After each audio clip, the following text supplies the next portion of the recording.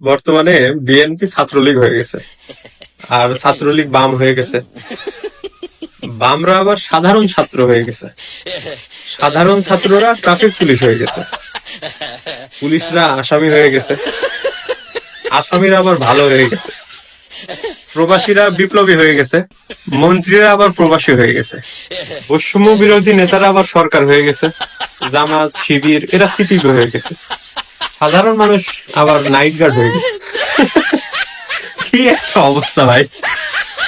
বর্তমানে বিএনপি ছাত্রলীগ হয়ে গেছে, আর ছাত্রলীগ বাম হয়ে গেছে। বামরা আবার সাধারণ ছাত্র হয়ে গেছে।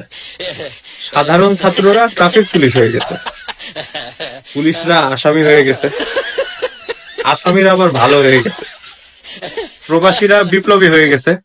মন্ত্রীরা আবার প্রবাসী হয়ে গেছে। বৈষম্য বিরোধী নেতারা আবার সরকার হয়ে গেছে।